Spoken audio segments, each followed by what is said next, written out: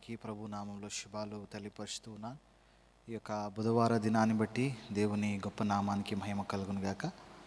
మరొక అధ్యాయము మరి పఠించుటకు పరిశుద్ధ గ్రంథంలో నుండి దేవుడిచ్చిన ధన్యతను బట్టి ప్రేమపూర్వకంగా మీ అందరినీ ఆహ్వానిస్తూ ఉన్నాను. మరి ప్రతి ఒక్కరూ ఆన్లైన్ ద్వారా అలాగే ఆఫ్లైన్ ద్వారా మరి దీన్ని వింటూ మరి దీన్ని వీక్షిస్తున్న ప్రతి ఒక్క దేవుని శ్రోతలకు దేవుని నామంలో శుభాలు ఆహ్వానాన్ని పలుకుతూ ఉన్నాను. పరిశుద్ధాత్మ దేవుడు మనకన్నా ముందుగా తన ఆవరణంలో చేరి తన నామాన్ని మహింపరచుటకు దేవుడు తన యొక్క మహిమను మన ఎదుట ఉంచి ఉన్నాడు. దైవజనులు బట్టి వందనాలు, అలాగే రాహుల్ని బట్టి వందనాలు తెలియపరుస్తూ ఉన్నాను. ఇంకా అనేకులు మన మధ్యలోకి ఆన్లైన్ ద్వారా రాబోతున్నారు. వారందరిని బట్టి దేవుని నామానికి కృతజ్ఞతాస్తుతులు ప్రభు నామంలో తెలియపరుస్తూ ఉన్నాను. పరిశుద్ధ గ్రంథంలో నుండి ఒక మాట చదువుకొని దేవుని యొక్క నామాన్ని ప్రార్థన ద్వారా ఘనపరుస్తాం. పరిశుద్ధ గ్రంథంలో నుండి ఒక మాటను చదువుకుందాం. సంకీర్తన 19వ కీర్తన. ఆకాశములు దేవుని మహిమను వివరించుచున్నవి, అంతరిక్షము ఆయన చేతి పనిని ప్రచురపరుచుచున్నవి. పగటికి పగలు బోధ చేయుచున్నది, రాత్రికి రాత్రి జ్ఞానము తెలుపుచున్నది. దేవుడి వాక్యాన్ని దీవించును గాక. Let us pray. పరిశుద్ధుడా, గొప్ప దేవానికి స్తోత్రాలు. నీ ఉన్నత నామాన్ని బట్టి మహిమ కృతజ్ఞతాస్తుతులు తెలియపరుస్తూ ఉన్నాం. అవును ప్రభా, నీ యొక్క జ్ఞానము ఈ లోకములో ఎంతో విలువైనది. నీ యొక్క రక్షణ మానవునికి ఆశ్రయం ప్రభా, నీకు స్తోత్రాలు ప్రభా. ఈ సమయంలో నీ పరిశుద్ధ ఆవరణంలో చేరి నీ వాక్యాన్ని ధ్యానించుటకు మీరు ఇచ్చిన మరొక సువర్ణ దినాన్ని బట్టి, ఈ బంగారు అవకాశాన్ని బట్టి కృతజ్ఞతాస్తుతులు తెలియపరుస్తూ ఉన్నాం.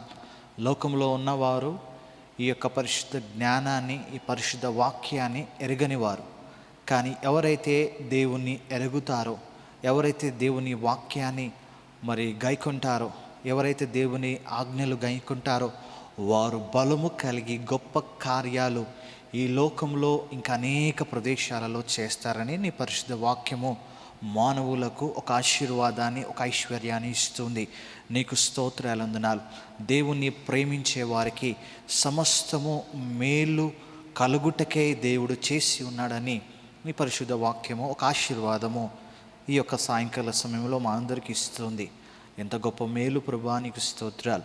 మరొక అధ్యాయము పఠించుటకు కొరింథీయులకు రాసిన 2వ పత్రిక 12వ అధ్యాయము దైవజనుల ద్వారా మేము ధ్యానించబోతూ ఉన్నాం. నీ పరిశుద్ధాత్మ మేఘము దైవజనుల చుట్టూ, ఇక్కడ టెక్నికల్ టీం చుట్టూ, ప్రతి ఒక్కరి చుట్టూ యేసునామములో నీ శక్తిని ఆవరింప చేయండి. వాక్యాన్ని వింటున్న ప్రతి ఒక్క నీ శ్రోతలకు నీ తెలివి, నీ జ్ఞానము, నీ పరిశుద్ధాత్మ సన్నిధి, నీ బలము, నీ శక్తి, స్వస్థత యేసు నామములో వారు పొందుకుందురుగాక. ఈ వాక్యాన్ని వింటున్న వెంటనే వారికి స్వస్థత కలుగునుగాక. ఈ వాక్యాన్ని వింటున్న వెంటనే వారు పూర్తి ఆనందంలోకి ఈ వాక్యము వారిని నడిపించుదురుగాక. స్తోత్రాలందనాలు తెలియపరుస్తూ ఉన్నాను ప్రభా. ఆది నుండి అంతవరకు ఈ సమయాన్ని మీ చేతికి అప్పగించుకుంటూ అన్నీ కూడా నీ హస్తంలో పెట్టుకుంటూ యేసు నామములో ప్రార్థన అడుగుతున్నాము తండ్రి. ఆమేన్, ఆమేన్. Thank you once again. Praise the Lord to all. This evening we are happily invite you for this Bible study session and to this Bible study program. Today we are going to meditate on from 2 Corinthians 12th chapter. So kindly give your time and kindly give your valuable time to listen the God's message, and God is going to heal, and God is going to give his valuable blessings to you and to your family tonight. God blessings to you all. Thank you. ఈ సమయంలో ఒక కీర్తన పాడుతూ దేవుని ఉన్నత నామాన్ని మహింపరుస్తాం.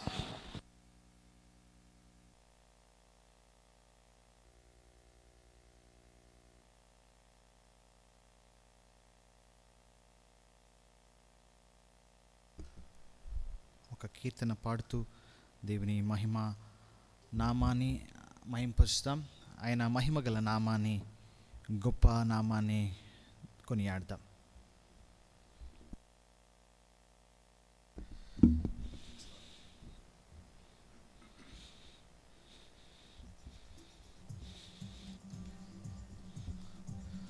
హల్లెలూయా.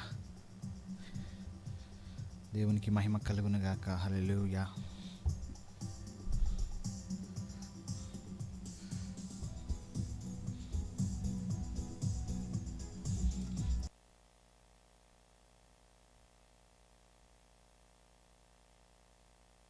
Praise the Lord.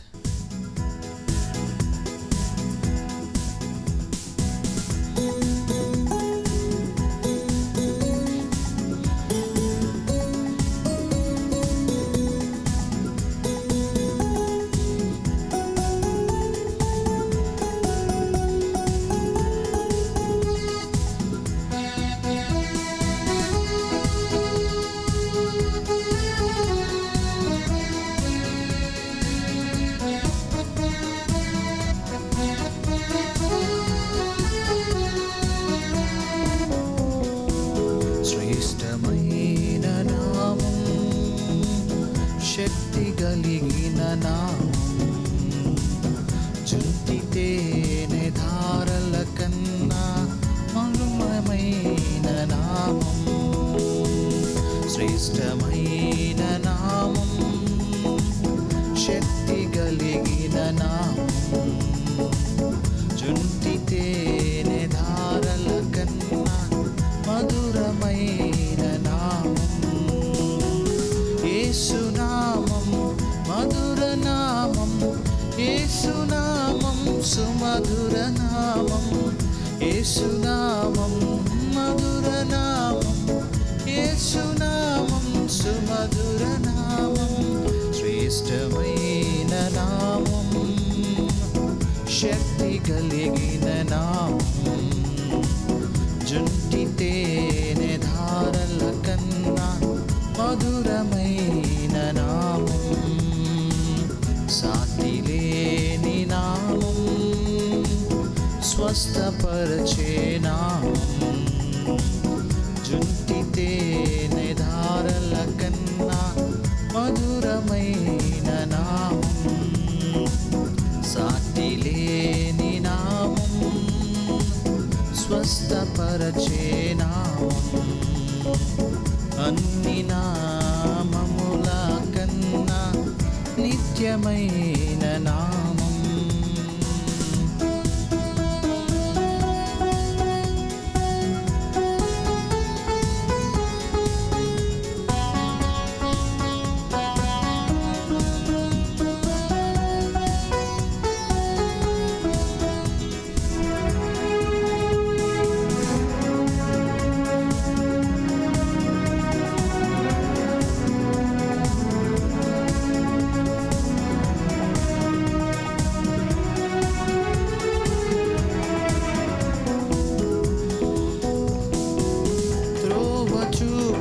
సరి అయిన దారిలో నన్ను నడిపించే నామం, దుష్ట శక్తుల బంధకములో తొలగించే ప్రభునాము.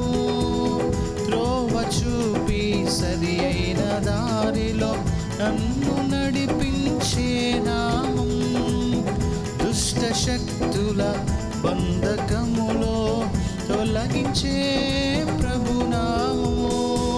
తరములెన్నో మారినా, మనుజులంతా మారినా, తరములెన్నో మారినా, మనుజులంతా మారినా, మరణి నామం మహిమనామం, మరణము గెలచిన శ్రీ యేసునామం. మరణి నామం మహిమనామం, మరణము గెలచిన శ్రీ యేసునామం. శ్రేష్టమైన నామం, శక్తి కలిగిన నామం, జుంటి తేనె ధారల కన్నా మధురమైన నామం.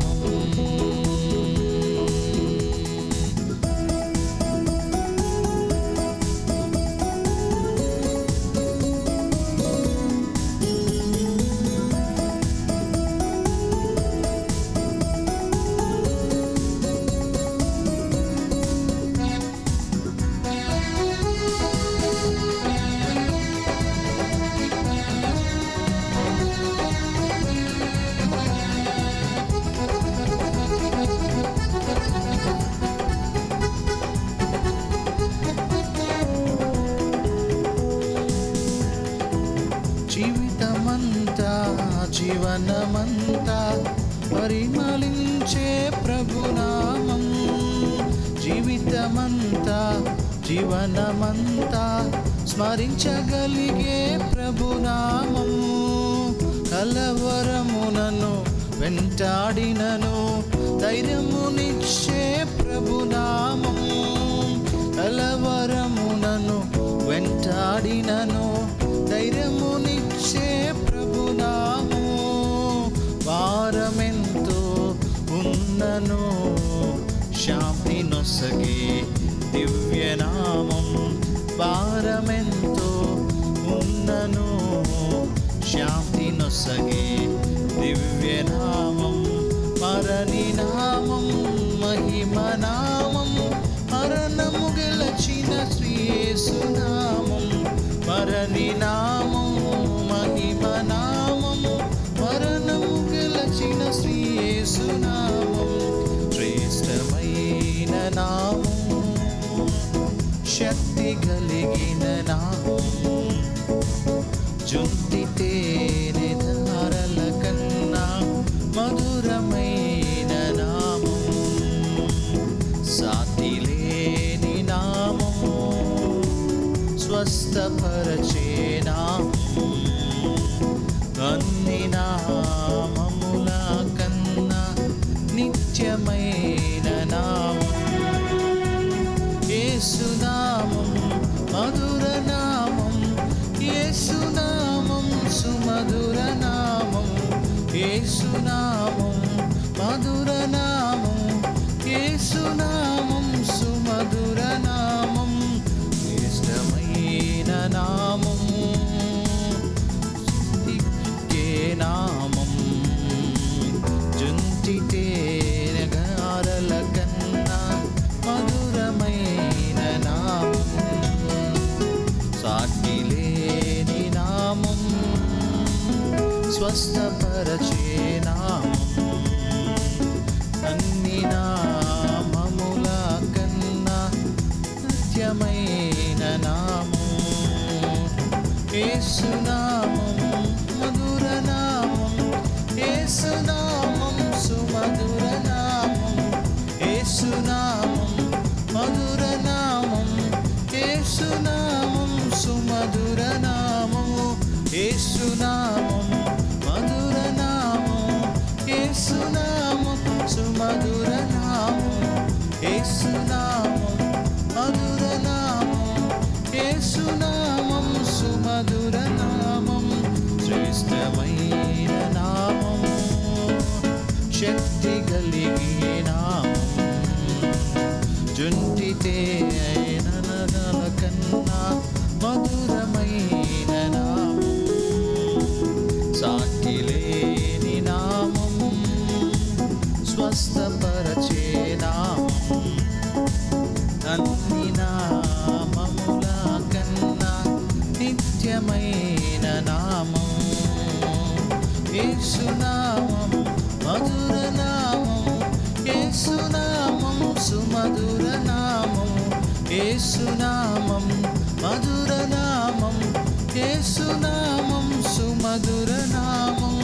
యేసునామం మధుర నామం. యేసునామం సుమధుర నామం. యేసునామం మధుర నామం. యేసునామం సుమధుర నామం. శ్రేష్టమైన నామం, శక్తి కలిగిన నామం. జుంటి తేనె ధారల కన్నా మధురమైన నామం. అవును తండ్రి, అన్ని నామముల కంటే పైనామము, స్తుతింపదగిన నామము మీ గొప్ప నామము ప్రభా. నీకు స్తోత్రాలు. ప్రతి ఒక్క వాక్యములో ప్రతి ఒక్క వాక్కులను ప్రభా మీరు పుటము వేసి ఉన్నారు. అవును ప్రభా, every word in the Bible is very special in a pure lord. ప్రతి ఒక్క వాక్యము దాని యొక్క అర్థము పుటము వేయబడిందని నీ వాక్యం మాకు బోధిస్తుంది. ఎవరైతే దాంట్లో విశ్వాసం ఉంచుతారో, you are the shield for who trust in you Lord. ఎవరైతే నీలో విశ్వాసం ఉంచుతారో మీరు ఆశ్రయమన్న మా ప్రియ పరలోకపు రాజా, అలాంటి స్వచ్ఛమైన నీ వాక్యములో మేము ఆధారపడుతూ ఉన్నాం, మేము ధ్యానిస్తూ ఉన్నాం. మాకు విలువైన రహస్య స్థలమందు దాచబడిన ధనమును మాకు ఇవ్వండి. సాయంకాల సమయంలో యెహోవా ఆశీర్వాదము ఐశ్వర్యం ఇచ్చును, నరుల కష్టము చేత కంటే ఎక్కువైనది దేవుని వాక్యం అన్న మా ప్రియ పరలోకపు రాజా. అలాంటి స్వస్థత, ఆశీర్వాదాలు, దీవెనలు నీ దైవజనుతో మాతో మాట్లాడబోతున్నందుకు వందనాలు తెలియపరుస్తూ యేసు నామములో స్తుతి ప్రార్థన అడుగుతున్నాము తండ్రి. ఆమేన్, ఆమేన్, ఆమేన్.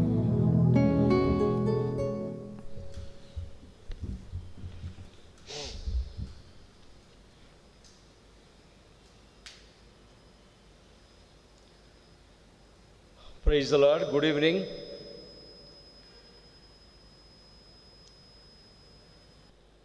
ప్రభు అయిన యేసుక్రీస్తు నామమున మీకు వందనాలు, శుభములు అందజేస్తున్నాం. మనం ఈ యొక్క నవంబరు మాసంలో మరి 11వ నెల, ఇది ఆఖరు బుధవారము. మనకు ఈ కొరింథీ పత్రికలలో ఇంకొక అధ్యాయం మిగిలింది. అది డిసెంబర్ మొదటి వారంలో మనం ధ్యానం చేస్తాము కనుక ఈరోజు 12వ అధ్యాయము, కొరింథీలకు రాసినటువంటి పత్రికల 2వ పత్రిక 12వ అధ్యాయాన్ని మనం ఈరోజు జ్ఞాపకం చేసుకుందాం. పౌలు గారు మరి చాలా గొప్ప విద్వాంసుడు. ఆయన బయోగ్రఫీ కూడా మనం చూసినట్టయితే చాలా ఇంటెలిజెంట్, మహావేదాంతి, ఫిలాసఫర్. ఎన్నో భాషలు ఆయనకొచ్చు. గలిలయ రాష్ట్ర ప్రదేశాలలో దాదాపుగా వోకల్ ప్రాంతీయ భాషలు 50 భాషలు ఉన్నాయి. అంటే ఇజ్రాయెల్ నార్త్ ప్లేస్ గలిలయలో 50 భాషలు ఆయనకొచ్చు. అందులో హెబ్రీలో, గ్రీకులో, అరమికిలో, రోమన్ లాటిన్లో ఎంత ప్రవీణుడు అంటే అంత గొప్ప ప్రవీణుడు పౌలు గారు. ఆయన వారి సొంత ఊరు తార్స్ అనేటువంటి పట్టణం. ఆయన రోమా ప్రభుత్వాన్ని సంపాదించుకున్నటువంటి వాడు. ఆయన ఒక పెద్ద యూనివర్సిటీలో చదివాడు. వాళ్ళ అమ్మ నాన్నగారు కూడా మా కుమారుణ్ణి సామాన్యంగా కాదు కానీ ఒక పెద్ద యూనివర్సిటీలో చదవాలని వాళ్ళు ఇష్టపడ్డారు. ఆ యూనివర్సిటీ పేరు పోయిన వారమే చెప్పడం జరిగింది కాబట్టి అది గమానియల్ యూనివర్సిటీ. అందులో సీట్ రావడం చాలా కష్టం, అందులో చదవడం కూడా చాలా కష్టం. గమానియల్ యూనివర్సిటీలో జాయిన్ కావడం, సీట్ రావడం అది మహా గొప్ప అద్భుతమే. కాబట్టి వాళ్ళ అమ్మ నాన్నగారు పౌలు గారిని, సౌల్ను, ముందు ఆయన పేరు సౌల్, బెన్యామీను గోత్రానికి చెందినవాడు. బెన్యామీను గోత్రం అంటేనే మరి నిజంగా మనకు ముగ్గురు గుర్తొస్తారు. ఒక ఆయన మొట్టమొదటి దావీదు కంటే ముందుగా United Kingdom, the first king Saul రాజు గారు ఉన్నాడు. బెన్యామీను గోత్రములో చాలామంది మంచి జ్ఞానవంతులు ఉన్నారు. బెన్యామీను గోత్రములో రెండవ వ్యక్తి ఎవరు అంటే కొత్త నిబంధనలో పౌలు గారే.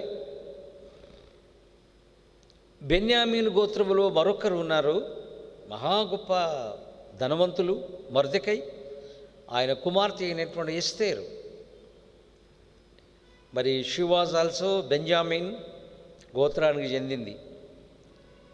బెన్యామీను గోత్రములో చాలా ధనవంతులు ఉన్నారు, మంచి జ్ఞానవంతులు ఉన్నారు. బెంజామీను గోత్రము మరి దేవుని దృష్టి కూడా అది ఎంతో ఇష్టమైంది.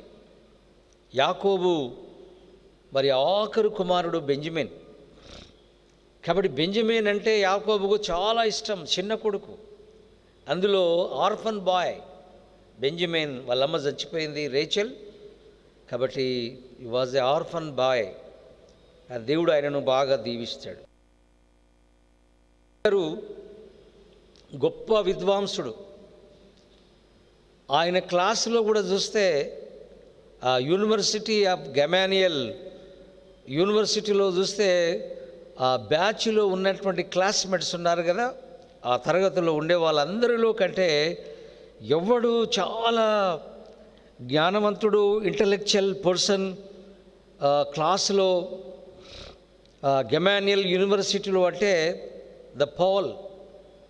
పౌలు గారు చాలా గొప్ప విద్వాంసుడు. ఆయన మహా గొప్ప జ్ఞానం కలిగినటువంటి వాడు. ఇంత పెద్ద జ్ఞానం కలిగినటువంటి వాడిని దేవుడు పిలుచుకున్నాడు. సౌలా సౌలా నీవు నాకు కావాలా, నేను నిన్ను గొప్పగా వాడుకోబోతున్నాను అని చెప్పి వారిని దేవుడు కోరుకున్నాడు. దివ్య దర్శనం ద్వారా మరి సౌలు దేవునికి సరెండర్ అయిపోతాడు. అది దేవుడు ముఖాముఖిగా ఆయనతో మాట్లాడినటువంటి ఆ గొప్ప దర్శనం పౌలు గారిది. ఆయన ఎంత పెద్ద జ్ఞానవంతుడో, రోషం గలవాడో, ఆత్మీయంగా చూస్తే కూడా దేవుడు ఆయనతో ముఖాముఖిగా మాట్లాడేవాడు. మోషే ప్రవక్తతో దేవుడు ఏ విధంగానైతే ముఖాముఖిగా మాట్లాడేవాడో, పౌలు కూడా దేవుడు ముఖాముఖిగా మాట్లాడేవాడు.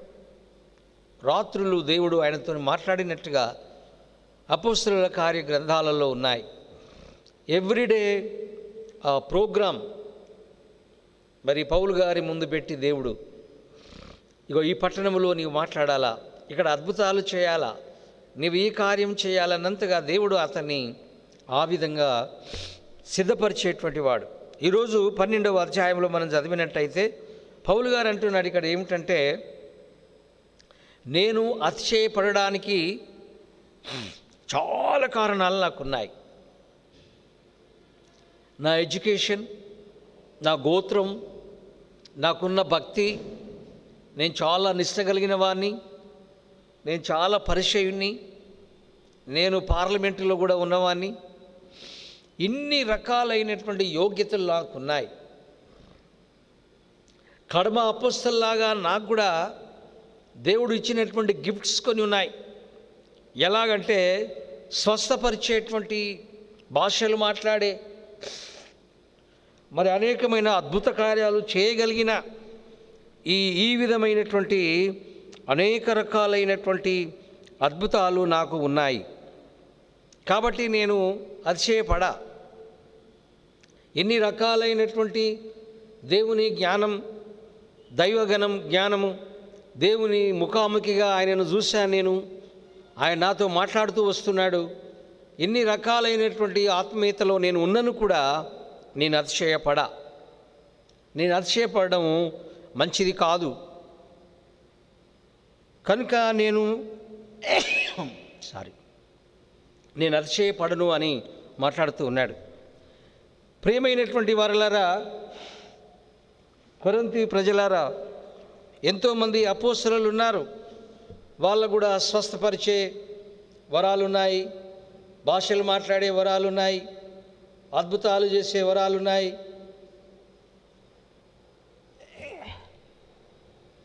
సూచక్రియలు చేసే వరాలున్నాయి. వాటిని బట్టి అపోస్తలులు అని పిలువబడ్డారు కదా. నాకు కూడా అంతకంటే ఎక్కువగా ఉన్నాయి నాకు. కాబట్టి నేను అతిశయపడ. ఎన్నో రకాలైనటువంటి నాకున్న అద్భుతాలు అని చెప్పి ఇక్కడ ఒక మాట మాట్లాడుతూ ఉన్నాడు. ఏమిటి అంటే ఈ వాక్యంలో చూస్తే, నేను మరి పరలోక రాజ్యానికి, నేను 3వ ఆకాశానికి వెళ్ళిన వాడిని నేను అని అంటలేడు. కానీ ఒక మనిషి నాకు తెలుసు, ఆయన 3వ ఆకాశానికి వెళ్ళి దేవుని యొక్క ప్యారడైజ్లో నేను పాల్గొని వచ్చాడు ఆయన. మరి నిజంగా ఆయన చనిపోయాడా, శరీరకంతో పోయాడో నేను ఎరగను, కానీ అది దేవునికే తెలుసు. కాబట్టి ఆయన ఈ 3వ ఆకాశానికి ఎత్తబడ్డాడు. 3వ ఆకాశం అంటే మొదటి ఆకాశము సూర్య చంద్ర నక్షత్రాలు ఉండేటువంటి ఖగోళములో అది మొదటి రేంజ్ స్కై. ఒకవేళ ఇంకా కొంచెం పైకి వెళ్ళినట్లయితే ఈ ప్లానెట్స్ ఇవన్నీ ఉండగలిగినటువంటిది మరొక స్కై. ఇంకా కొంచెం పైకి వెళ్ళినట్లయితే 3వ ఆకాశం అని ఉంది. ఆ 3వ ఆకాశము దాన్ని ప్యారడైజ్ అని అంటారు. ప్యారడైజ్కి వెళ్ళినటువంటి వాళ్ళు పాత నిబంధనలో ఒక 2 ఉన్నారు, కొత్త నిబంధనలో ఒక 3 ఉన్నారు. పాత నిబంధనలో ఎవరున్నారు అనంటే ఏలియా, హనోక్. వాళ్ళు చనిపోకుండానే దేవుని మేఘమండలంలో ఉండ పైకి వెళ్ళి వాళ్ళు ఎక్కడ ఉన్నారంటే ప్యారడైజులో ఉన్నారు. 3వ ఆకాశంలో ప్యారడైజులోనికి వాళ్ళు వెళ్ళినారు. కొత్త నిబంధనలో ఒక 3 ప్యారడైజ్కు వెళ్ళినారు. మొదటి వ్యక్తి ఎవరు అంటే యేసు ప్రభుల వారు.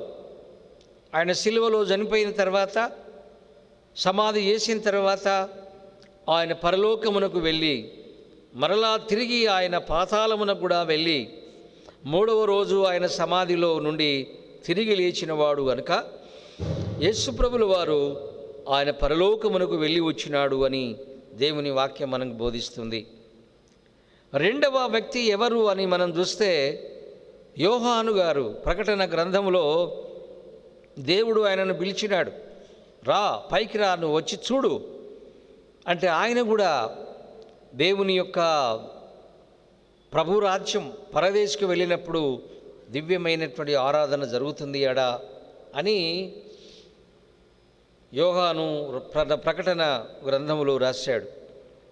3వ వ్యక్తి ఎవరు అనంటే ప్యారడైజులకు వెళ్ళింది ఎవరంటే 3వ వ్యక్తి భక్తుడైన పౌలు. 3వ ఆకాశానికి వెళ్ళినాడు అని ఆయన చెప్పట్లా. ఎందుకంటే ఒక మనిషి అంటున్నాడు, ఒక మనిషిని నేను ఎరుగుదును, కానీ ఆయన 3వ ఆకాశానికి వెళ్ళి వచ్చాడు. ఆయన చనిపోయాడా, శరీరంతో పోయాడా, ఆత్మతో పోయాడా నాకు తెలియదు, కానీ ఆ వ్యక్తి అయితే ఆయన 3వ ఆకాశానికి వెళ్ళి వచ్చాడు. ఆ పరలోక రాజ్యం ఎట్లా ఉన్నది అంటే నేను చెప్పలేను. దేవుడు అన్నాడు, నువ్వు చెప్పొద్దు, నువ్వు మళ్ళీ భూలోకానికి వెళ్తున్నావు కాబట్టి నువ్వు చెప్పొద్దు. పరలోక రాజ్యం ఎంత బ్యూటీ, ఎంత అద్భుతంగా, ఎంత ఆడంబరంగా, ఎంత సంతోషంగా ఉన్నటువంటి ద హోలీ, ద ప్యారడైజ్, మహా అద్భుతమైనటువంటి ఆ మహా రాజ్యములో నువ్వు చూసావు కదా, కిందికి నువ్వు వెళ్ళి ఎవరితో చెప్పొద్దు నువ్వు అని చెప్పాడు. కాబట్టి మళ్ళీ తిరిగి ఆ వ్యక్తి బతికినాడు కనుక నేను 3వ రాజ్యాన్ని చూశానని అంటా ఉన్నాడు. 3 చూశారు కొత్త నిబంధనలో, యేసయ్య, మరి యోహాను అయ్యగారు, మరి తరువాత భక్తుడైన పౌలు. పాత నిబంధనలో హనోకు అయ్యగారు, ప్రవక్త అయినటువంటి ఏలియా గారు, వారు 3వ ఆకాశానికి వెళ్ళినారు. ఆ 3వ ఆకాశం ఎట్లా ఉన్నది అంటే చెప్పడానికి వీలుగానంత అద్భుతంగా ఉంది. అది ఎంత ఆనందం, ఎంత బ్యూటీ, నేను చెప్పలేను. దేవుడు నాతోని చెప్పాడు, నోరు మూసుకో చెప్పొద్దు అన్నాడు. కాబట్టి నేను చెప్పలేను, అది నాకు దేవుడు ఇచ్చిన ఆజ్ఞ కనుక నేను చెప్పలేను. అలాంటి 3వ ఆకాశంలోని కూడా నేను వెళ్ళి చూసొచ్చిన ఎంత నాకున్నటువంటి గౌరవం, నాకున్న దేవుడు ఇచ్చినటువంటి గొప్ప ఆధిక్యత, అవకాశం, అయినా కూడా నేను అతిశయపడా, నేను గర్వించుకోను. నేను ఆ విధమైనటువంటి శారీరకమైనటువంటి మనసుతోని నేను ఉండను అని పౌలు గారు మాట్లాడుతూ ఉన్నాడు. ఆయన నిజంగా మరి చనిపోయాడా, ఎట్లా వెళ్ళాడు దేవుని రాజ్యము అని మనం చదివినట్టయితే అపోస్తలుల కార్య గ్రంథాలలో 14వ అధ్యాయంలో మనం చూసినట్టయితే, దేవునికి వందనాలు, 19-20 వచనాలలో ఏముందండి? అపోస్తలుల కార్యములు, the book of acts 14th chapter 19-20 వచనాలలో ఏముందంటే, మరి ఆయన వెళ్ళినటువంటి లుస్త్రా, ఇకోనియా, దెర్బే ఈ ప్రాంతాలకు వెళ్ళినప్పుడు ఆయన ఈ యొక్క ఇకోనియా ప్రాంతాలకు పోయినప్పుడు పౌలు గారును రాళ్లతోని కొట్టారు, భయంకరంగా కొట్టారు ఆయనను. కొడితే ఆయన స్పృహ కోల్పోయాడు. అందరూ చూశారు, ఈ రాళ్ళ దెబ్బలకు ఈ ఉన్నాడా అని చూస్తే చనిపోయాడు. పౌలు గారు చనిపోయాడు. ఆయనను తీసుకెళ్ళారు, మోసుకపోలేదు. చనిపోయినటువంటి ఒక స్ట్రీట్ డాగ్ మనం ఎలాగ కాళ్ళు బట్టి దాన్ని తాడు కట్టి ఈడ్చుకొని వెళ్తామో, పౌలు గారు కూడా అలాగే ఆ వీధుల గుండా, స్ట్రీట్స్ గుండా ఆ దుమ్ములో ఆయన లాక్కొని వెళ్ళి ఊరి బయట పడేసి వచ్చారు. వాక్యం అంటుంది పౌలు గారు చనిపోయాడు. అందరూ వెళ్ళిపోయారు, చేతులు దులుపుకొని వెళ్ళిపోయారు. ఆ ఊళ్ళో ఉన్న వాళ్ళు పాపం కొంతమంది దూరంగా కూర్చున్నారు. చనిపోయాడు పాపం, పౌలు గారిని చంపారు, రాళ్ళతో కొట్టారు, ఆయనను బలమైన గాయాలైనాయి, బాడీ అంతా కూడా ఇంజ్యూర్ అయిపోయింది, బ్లడ్ అంతా కారిపోయింది, ఆయన చనిపోయినాడు ఆయన అని డిక్లేర్ చేశారు. ఒకవేళ అప్పుడు ఈయన ఆత్మ ఇప్పుడు చెప్పినట్టుగా ఈ 3వ ఆకాశానికి వెళ్ళి ఉంటాడు. ఈ 3వ ఆకాశానికి వెళ్ళి, నేను చెప్పాను కదా 3వ ఆకాశం అంటే, మొదటి ఆకాశము ఈ పక్షులు, ఈ మేఘాలు ఉండేటువంటి మొదటి ఆకాశం. 2వ ఆకాశం అంటే ఇప్పుడున్న సూర్య, చంద్ర, నక్షత్రాల యొక్క ప్లానెట్స్ ఉన్నటువంటిది సెకండ్ మరి యొక్క హెవెన్. 3వ ఆకాశం అంటే ప్యారడైజ్, పరదేశం అంటాడు యేసు ప్రభుల వారు. ఆ 3వ ఆకాశానికి పౌలు గారు వెళ్ళినట్టు, ఇకోనియాలో చనిపోయాడు కదా, రాళ్ళతో కొట్టారు కదా, కాబట్టి వెళ్ళాడు. అక్కడికి వెళ్ళగానే పరలోక ప్యారడైజ్లో ఆరాధన, గంభీరమైన వెలుగులు, ఎంతో సంతోషం అందులో చూశాడు. అందులో కాసేపు ఉన్నాడు, గమనించాడు, ప్యారడైజ్లో ఉండే ఆనందాన్ని చూశాడు ఆయన.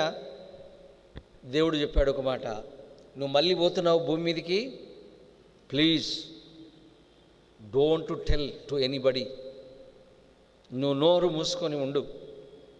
కాబట్టి ఇక్కడ పౌలు అంటాడు, నేను వెళ్ళిన అక్కడికి, కానీ ఆయన అంటున్నాడు, ఆయన కూడా అని చెప్పుకోవడంలే, ఒక వ్యక్తి అంటున్నాడు. కాబట్టి ఆయన ప్యారడైజ్కి వెళితే అక్కడ ఎట్లా ఉంది ఆరాధన, ఎట్లా పాటలు పాడుతున్నారు, ఎలాగ కూర్చున్నారు అంటే, దేవుడు నాకు అది చెప్పవద్దు అని చెప్పాడు. కాబట్టి నేను చెప్పలేను, నేను చెప్పకూడదు, అది దేవుడు నాకు అనుమతి ఇవ్వలేదు. అలాంటి రాజ్యానికి పోయిచ్చినటువంటి నేను, యేసు ప్రభుల వారు నాకు దమస్కు దగ్గర ముఖాముఖిగా నాకు కనిపించాడు. 2వది, ఎవ్రీడే దేవుడు నాతో మాట్లాడేటోడు, ప్రతిరోజు నాతో మాట్లాడతాడు ఆయన. 3వది ఏమిటి, నేను పరలోక రాజ్యం అంటే థర్డ్ స్కై, 3వ ఆకాశానికి వెళ్ళి అక్కడ చూసి నేను మళ్ళీ వచ్చాను. ఆ ఇకోనియాలో డెడ్ బాడీ పడి ఉందాడా, అందరూ చూస్తున్నారు, అక్కడ ఉన్న వాళ్ళందరూ. మళ్ళీ నా ప్రాణం వచ్చింది అందులోకి, నేను లేచి కూర్చున్నా. ఇకోనియాలో నేను లేచి కూర్చున్నా, అందరూ మళ్ళీ అరే లేచాడయ్యా, పౌలు గారు లేచాడయ్యా అని చెప్పి సంతోషించారు. నెక్స్ట్ డే మళ్ళీ సేమ్ సిటీకి వెళ్ళి దేవుని సువార్తమానం నేను చెప్తున్నాను. ఆ మర్మాన్ని ఇక్కడ చెప్తున్నాడు. కాబట్టి నేను చెప్పడానికి నా బూస్టింగ్ నాకు చాలా ఉంది, నేను చెప్పొచ్చు. అరే నా ఇహలోకమైనటువంటి గమ్యానియల్ యూనివర్సిటీలో చదివినవుని, నేను వెరీ ఇంటెలిజెంట్, నేను అంతేకాదు నాకు ఉన్నటువంటి అనేక రకాలైన భాషా ప్రావీణ్యతలు ఉన్నాయిరా బాబు, నాకు స్వస్థత వరాలు ఉన్నాయి, సూచక్రియలు చేసే వరాలు ఉన్నాయి, చనిపోయిన వాళ్ళని నేను తాకితే లేచి కూర్చున్నారు. కాబట్టి ఒక వ్యక్తి ఐతుకు అనేటువంటి వాడు ఒక ఆరాధన జరుగుతూ ఉంటే కిటికీలో కూర్చొని కింద పడిపోయాడు 2 అంతస్తుల మీద నుండి. పౌలు గారు కిందికి వెళ్ళినాడు, ఆ వ్యక్తిని ముట్టగానే లేచి కూర్చున్నాడు. ఇలాంటి అద్భుతాలు ఎన్నో ఉన్నాయి. కాబట్టి ఇన్ని రకాలైనటువంటి నేను చెప్పుకోవడానికి, నాకు అతిశయించడానికి ఎన్నో ఉన్నాయి. కానీ నేను అతిశయించా. దైవ బిడ్డలారా, మనందరం కూడా చిన్న చిన్న విషయాలకు అదిరిపడతాం.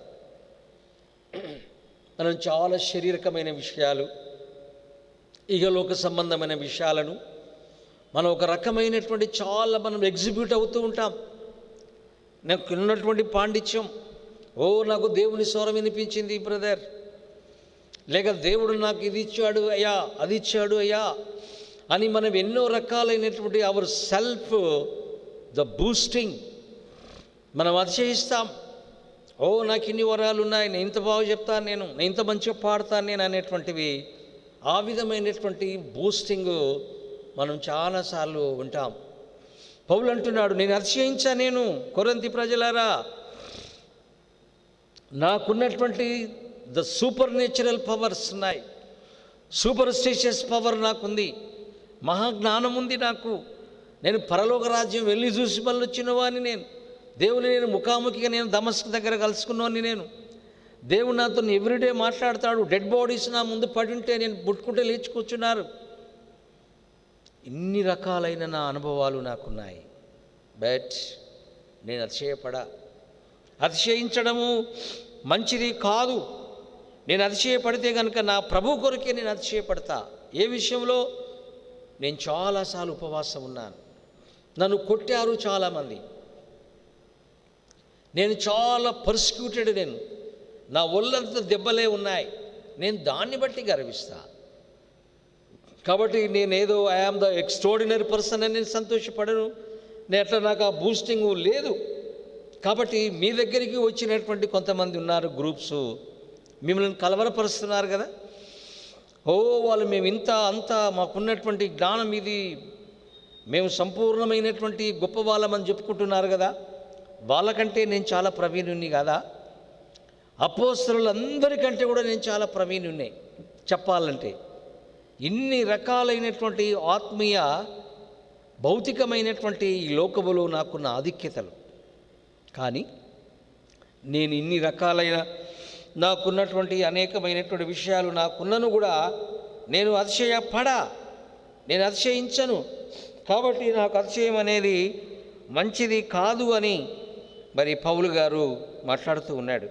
రెండవది ఏమిటంటే, ఆయన మరి ఇంత అనుభవం ఉన్నటువంటి వానికి ఆయన శరీరములో ఒక ముళ్ళు ఉంది అని ఈ వాక్యములో ఆయన రాస్తున్నాడు. 7వ అధ్యాయం 7వ వచనము 8వ వచనాలలో 9 వచనాలలో అంటాడు, ఆయనకు ఒక ముళ్ళు ఉంది. అది ఏమి ముళ్ళు అంటే ఎవరికి తెలియదు. ఆయనకు ఒక ముళ్ళు ఉందంట. ఆ ముళ్ళు ఏమిటి అంటే, నువ్వు ఎచ్చిపోకుండానట్లుగా, నీవు అధికంగా ఇంకా నేను చాలా సూపర్ మ్యాన్ అని చెప్పకుండా నీవెప్పుడూ కూడా ఒక ముళ్ళు నీకు పెట్టినానంటున్నాడు. కొంతమంది చెప్తారు ఏమిటంటే, ఆయనకి ఎప్పుడు ఒక అనారోగ్యం ఉంది, ఫిజికల్ ప్రాబ్లమ్స్ ఉన్నాయి. అయ్యగారు చాలా ఎన్నోసార్లు చెప్పిన ఇక్కడ నుండి, అయ్యగారు ఒక రకమైనటువంటి చిన్నవాడు, కురుస మనిషి, చాలా పొట్టివాడు ఫిజికల్గా చూస్తే. ఆయన కొన్ని శరీర బలహీనతలు కూడా ఉండవచ్చు.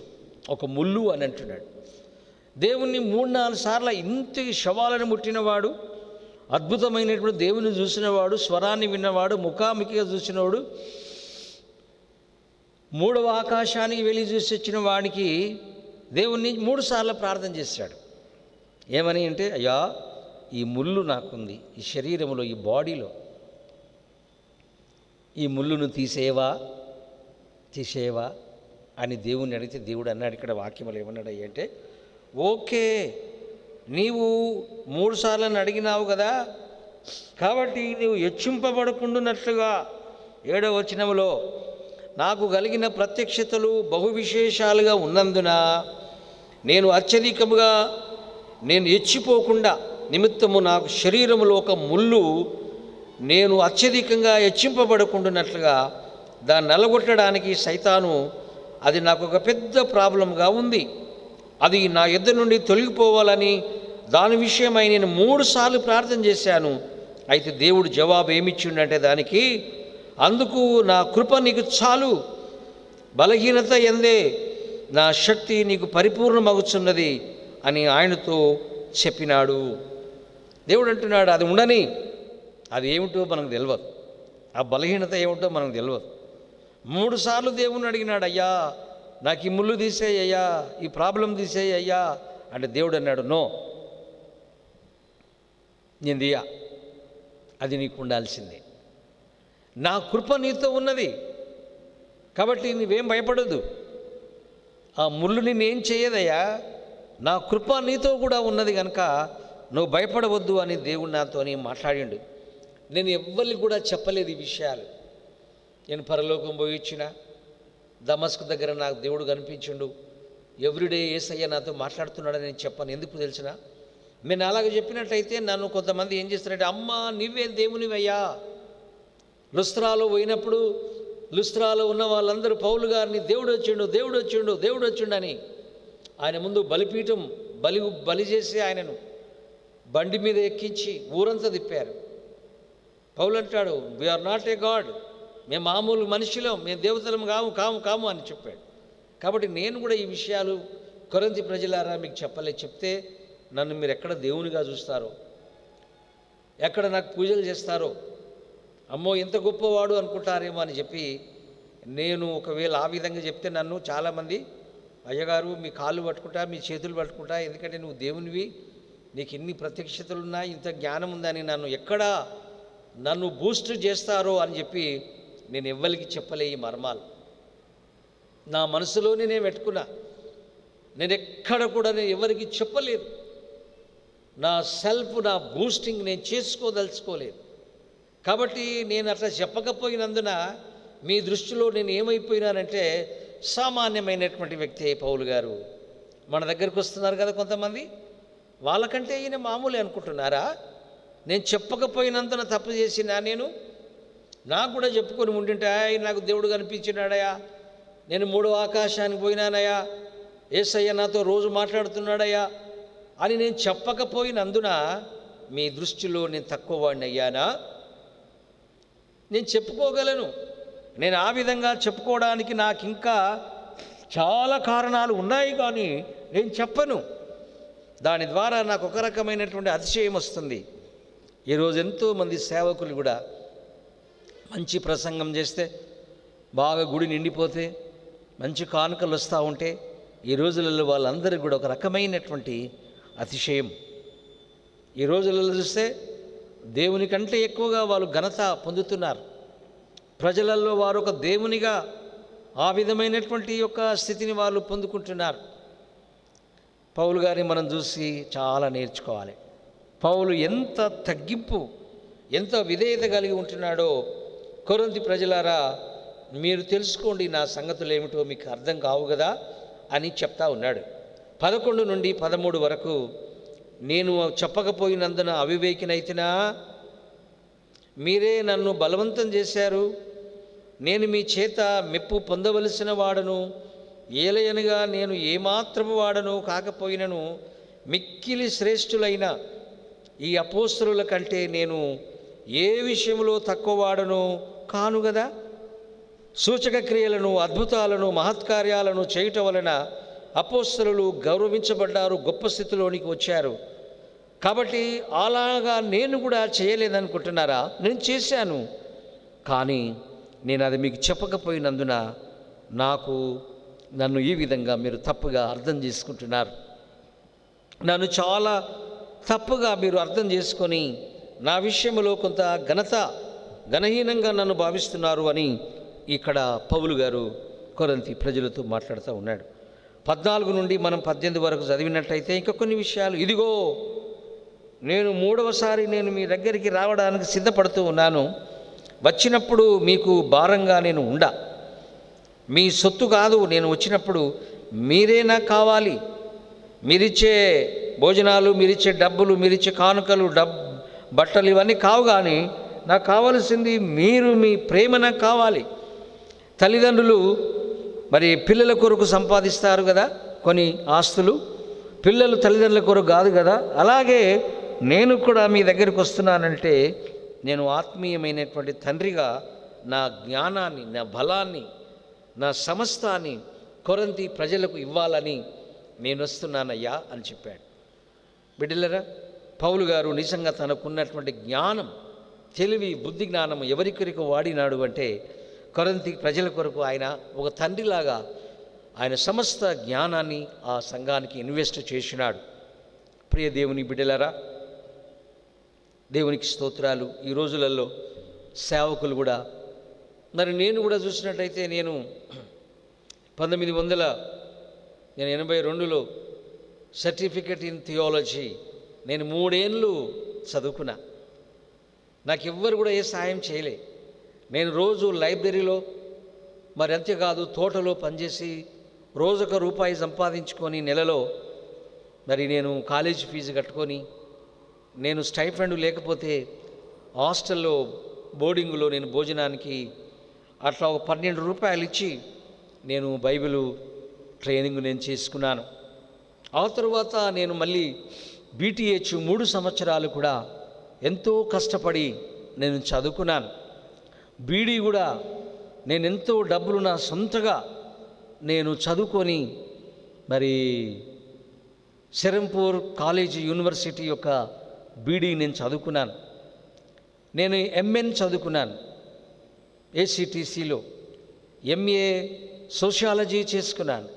ఇంతగా డబ్బు ఇన్వెస్ట్ చేసి ఇంతకాలము నేను చేసినటువంటి నా స్టడీసు మరి దేని కొరకు? నా తెలివి, బుద్ధి, జ్ఞానం అంటే నా సేవలో, నా ప్రజలకు, నా టైం, నా జ్ఞానం, నా కలిగిన సర్వస్వాన్ని కూడా దేవుని సంఘానికి దారపోయాలని మరి ఈరోజు సేవకులమైన మేమందరమును కూడా ఆ విధమైనటువంటి మా యొక్క సమస్తాన్ని ప్రజల కొరకు మేము ఇవ్వడానికి సమర్పించుకున్నాం. పౌలు కూడా అంటున్నాడు, నేను పొందినటువంటి ఈ జ్ఞానమంతా కూడా ప్రజలారా మీకోసం, కొరింథీ ప్రజలను ఆత్మీయతలో ఇంకా నేను మిమ్మలను దిద్దుబాటు చేయడానికి నేను మీ కొరకు వచ్చినాను. మీ దగ్గర నేను డబ్బులు తీసుకోలేదు కదా, నేను ధనాన్ని సంపాదించుకోలేదు కదా. కాబట్టి నేను పంపినటువంటి తీతు ఉన్నాడు మీకు సాక్ష్యం. తీతుకి ఏమన్నా ఇచ్చారా మీరు? ఆయన నుండి నేనేమన్నా పొందుకున్నానా? బిడ్డలారా, నేను అట్లా కాదు, కానీ నాకున్న జ్ఞానము, నాకున్న శక్తి, నాకున్న బలము, నాకున్న దర్శనం ఇవన్నీ మీకోసమే. సంఘం బాగుండాలని, సంఘం ఇంకా ఎదగాలని, దేవునిలో అభివృద్ధి చెందాలని నేను నాకున్న భారాన్ని సంఘానికి నేను ధారపోసాను, సంఘానికి నేను ఇన్వెస్ట్ చేసినాను అని ఆ 18 వచనాల వరకు ఆయన మాట్లాడుతూ ఉన్నాడు. ఆఖరిగా 19 నుండి 21 వచనాల వరకు చదివినట్లయితే, మేమింతవరకు మీ విషయమై మీకు సమాధానము చెప్పుకొనుచున్నామని మీకు తోచునేమో, దేవుని ఎదుటనే క్రీస్తునందు మాట్లాడుచు ఉన్నాము. ప్రియులారా, మీ క్షేమాభివృద్ధి కొరకు నేను ఇవన్నీ చెప్తున్నాను. నేను పొందిన దెబ్బలు, నాకున్న వేదన, కష్టము, నేను చదివిన చదువు ఇవన్నీ ఎవరి కొరకు అంటే మీరు తెలుసుకోవాలని, మీ కొరకు ఇవన్నీ కూడా మీకు క్షేమముగా క్షేమాభివృద్ధి ఉండాలని నేను చెప్తూ ఉన్నాను. ఎందుకనగా ఒకవేళ నేను వచ్చినప్పుడు మీరు నాకిష్టులుగా ఉంటారో మీరు ఉండరో, నేను వచ్చినప్పుడు నేను కూడా మరి మీకు ఇష్టలుగా ఉండనో కనుక మరి కొంతమంది తిరుగుబాటు కలిగిన వాళ్ళు ఉన్నారు. ఇప్పటికే సంఘములో ఒక గ్రూపు కూడా ఏర్పడింది కనుక నేను 3వసారి వచ్చినప్పుడు నన్ను మీరు ప్రేమిస్తారో ప్రేమించరో. కాబట్టి నేను మీకు కూడా అనుకూలంగా ఉండనో. పరిస్థితులు చాలా మారిపోయినవి నేను వచ్చినప్పటికీ ఇప్పటికీ కనుక నేను ఆ విషయంలో నేను బాగా ప్రార్థన చేస్తూ ఉన్నాను. కొరింథీ ప్రజలారా, నేను 3వసారి నేను తప్పకుండా వస్తాను. కనుక ఈ అధ్యాయం అంతా ఏం చెప్తున్నాడు పౌలు గారు అంటే, ఆయనకున్నటువంటి యొక్క గొప్ప ఆత్మీయమైనటువంటి అనుభవాలు. కానీ అంటున్నాడు ఆయన, నేను అతిశయపడా, ఎన్ని రకాలైన నాకున్నటువంటి యొక్క మరి దైవజ్ఞానం, దేవుని మహిమ, దేవుడు నన్ను గొప్పగా వాడుకున్నాడు. మరి అపోస్తలులందరికంటే నేనే గొప్ప సేవ చేశాను. ఎన్నో సంఘాలకు కూడా వెళ్ళాను. నేను అనేకులను బాగు చేశాను. కానీ నేను ఎన్నడూ చెప్పుకోలేదు. నేను చెప్పుకోనంత మాత్రాన మీరేమనుకుంటున్నారు? నన్ను ఈ తక్కిన అపోస్తలుల కంటే ఈయన పెద్ద గొప్పవాడేం కాదు, ఆయనకి ఏ విధమైన అనుభవాలు లేవు అని మీరు అనుకుంటున్నారు కదా. కానీ నేను చెప్పలేకపోవడానికి గల కారణం ఏమిటి అంటే, నాకు నేను అతిశయిస్తానో ఏమో. మీలో కొంతమంది కూడా పౌలు గారు ఎంత గొప్పవాడండి అని చెప్పి నన్ను దేవుని కంటే ఒకవేళ నిజంగా నన్ను ఎక్కువగా మీరు నన్ను గౌరవిస్తారేమో కనుక ఆ ప్రమాదము నాకు ఉంది, మీకు ఉంది. అందుకొరకే నేను కొన్ని విషయాలు చాలా మరుగున పెట్టి ఎప్పుడు మీకు చెప్పలేదు కనుక నేను ఇప్పుడు చెప్తూ ఉన్నాను కనుక అతిశయపడడానికి నాకు చాలా రీజన్స్ ఉన్నాయి, చాలా క్వాలిఫికేషన్స్ ఉన్నాయి, చాలా అనుభవాలు ఉన్నాయి, చాలా సంగతులు ఉన్నాయి, ఎవరికి లేనటువంటివి, ఇంకా అపోస్తలులు అయినటువంటి వారు ఎవరు లేనటువంటివి కూడా నాకున్నాయి. అవన్నీ కూడా నేను దేవుని మహిమ కొరకు నేను అవి దాచుకున్నాను అని అంటున్నాడు. ఎంత గొప్ప సంగతులు కదా. ఆయన 3వ ఆకాశానికి వెళ్ళి చూసి వచ్చాడు.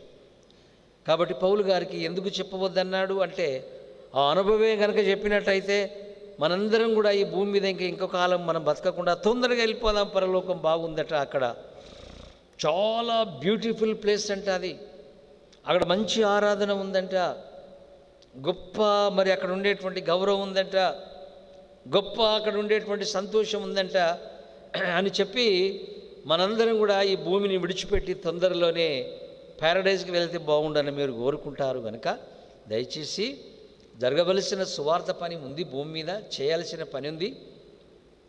ఇప్పుడే కనుక మీరందరూ మరి భూమి మీద దేవుని చిత్తాన్ని జరిగించకపోయినట్టయితే సైతానుగాడు చాలా మరి ఒక రకమైన పెచ్చురేగిపోతాడు. కాబట్టి పౌలు గారు పరలోక విషయాలు కింద చెప్పకు, ఎందుకంటే భూమి మీద ఉన్న వాళ్ళకి కొంతకాలం బ్రతకాలి, ఇక సేవ చేయాలి వాళ్ళు. కాబట్టి ఇప్పుడే ఎంత మంచిగుంది పరలోకం అంటే కనుక ప్రతివాడు కూడా సూసైడ్ చేసుకుంటాడు, ప్రతివాడు కూడా దేవుని రాజ్యం పోవాలంటాడు. కనుక డోంట్ టెల్, నీవెవరికి చెప్పవద్దు అని చెప్పాడు. కనుకనే పౌలు అంటాడు, నేను చెప్పలేను, ఆ మాట చెప్పడానికి నాకు వీలు కాదు, దేవుడు దాన్ని వివరించొద్దు అన్నాడు, చెప్పొద్దు అన్నాడు. కనుక అని పౌలు గారు చెప్పకపోవడానికి గల కారణాలు అదే ఉండవచ్చు. దేవునికి స్తోత్రములు. ప్రియమైనటువంటి వారలారా, ఈ యొక్క బైబిల్ స్టడీని గమనిస్తున్న వారలారా, మరి ప్రతి ఒక్క అధ్యాయాన్ని వీక్షిస్తున్న వారలారా, మరి 12వ అధ్యాయములు పౌలు గారికి ఉన్నటువంటి ఆత్మీయమైన వరాలు, జ్ఞాన సంపద, ఆయనకున్నటువంటి పాండిత్యం, ఆత్మీయతలో ఆయన శిఖరాగ్రములోనికి వెళ్ళినవాడు. మరి ఆయనని 12వ అధ్యాయములు చూస్తే ఎంత విధేయుడు, ఎంత నమ్రత, మరి ఏ విషయంలో కూడా ఆయన అతిశయపల్లి తను తాను తగ్గించుకొని దేవునికి విధేయుడిగా ఉన్నాడు. ఈ 12వ అధ్యాయము నీకు నాకు ఏం బోధిస్తుంది అంటే, మనందరమును కూడా ఇంకా విధేయులంగా ఉండాలా, అనుకోగలిగి ఉండాలా. దేవుని విషయాలలో మనం ఇంకా మనల్ని మనము తగ్గించుకొని దేవుని హెచ్చించే వారిగా ఉండాలని భక్తుడైనటువంటి పౌలు జీవితం ద్వారా ఈ అధ్యాయంలో మనం నేర్చుకుంటున్నాము. అట్టి దేవుని కృప, అనంతమైనటువంటి దేవుని ఆశీర్వాదాలు, జ్ఞానము, ఆత్మదేవుడు మనకందరికీ కూడా దయచేయునుగాక. ఓకే, ప్రార్థన చేస్తా నేను. ప్రేమగల తండ్రి, పరిశుద్ధ దేవ, 12వ అధ్యాయంలో తండ్రి పౌలుకున్నటువంటి అనుభవాలు చాలా విచిత్రమైనవి. ఆయన 3వ ఆకాశానికి వెళ్ళాడని ఉంది. 3వ ఆకాశమే దేవుని రాజ్యం. అక్కడికి వెళ్ళి పరిశుద్ధులందరినీ చూశాడు. అక్కడ ఆ గంభీరమైన ఆరాధన చూశాడు. వర్ణించడానికి వీలుగానంత అనుభూతి, ఆనందాన్ని మళ్ళీ విడిచిపెట్టి, ఎక్కడైతే ఆయన ఒకవేళ ఈ యొక్క లుస్త్రా, యుకోనియా ఆ స్థలాలతో ఆయన చనిపోయినాడో మళ్ళీ లేచాడు. ఇది ఒక అద్భుతమైనటువంటి ఆయన ఘట్టం. ప్రభా, అట్టి ఆశీర్వాదాలు, దీవెనలు మా అందరికీ దయచేయమని యేసు ప్రభుల వారి యొక్క ఉన్నతమైన నామమున ప్రార్థన సమర్పించి వేడుకొనుచున్నాము తండ్రి. ఆమేన్. త్రియేక దేవుని ఆశీర్వాదాలు, దేవుని దీవెనలు మనందరికీ తోడై ఉండునుగాక. ఆమేన్.